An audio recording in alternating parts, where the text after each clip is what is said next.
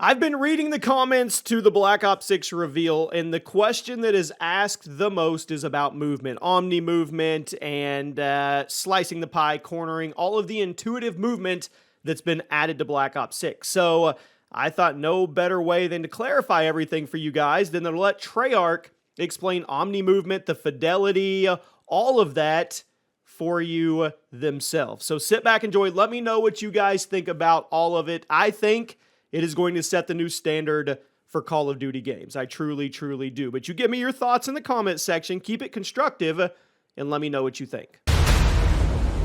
With Black Ops 6, our goal is to create a more connected experience that keeps players immersed across every single mode.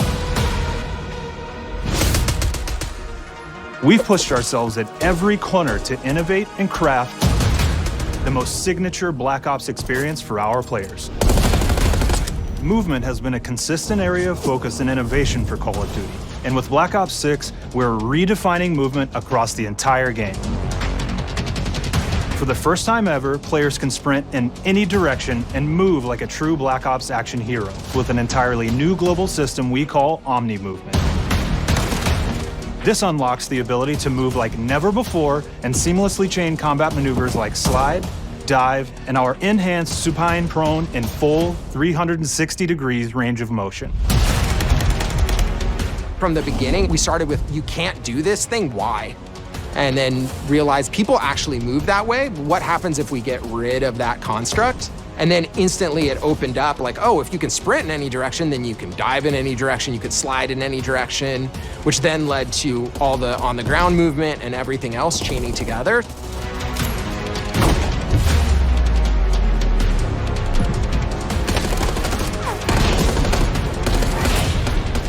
It's really been something that changes how you think and play the game, whether it's campaign, MP, or zombies. We truly believe that once you experience Omni Movement, there's no going back.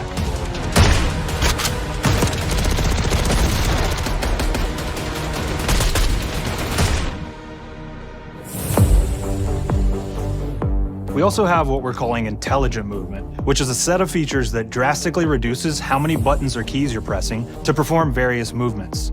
These can be enabled in player options, and they're broken down into 3 categories: Sprint Assist, Mantle Assist, and Crouch Assist. And each of these settings will allow for fine-tuning. Intelligent Movement really started with this idea that we want all players to focus on what they want to do and not how to do it. We want every player, regardless of skill level or input or experience with Call of Duty, to be able to engage with Omni Movement and live out their own action hero fantasy in Black Ops 6.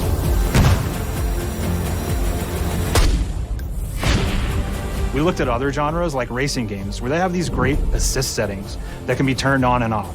Things like traction control or assisted braking, and we really love the idea of taking that thinking and applying it to our own movement options.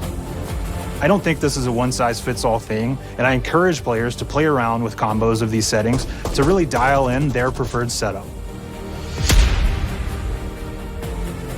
Hit zones are regions on a character that react when taking damage or dying. In past games, we've only had 4 regions.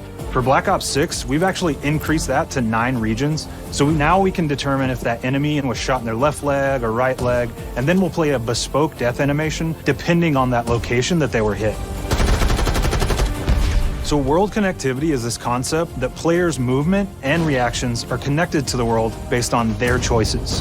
A great example that really shines is a global feature we call corner slicing, where as you round a corner or go through a doorway, your weapon's going to dynamically rotate in the direction that you're rounding that corner.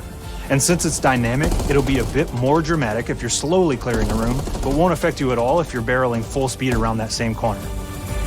We are constantly looking for opportunities to set the bar with movement and animations in Black Ops 6.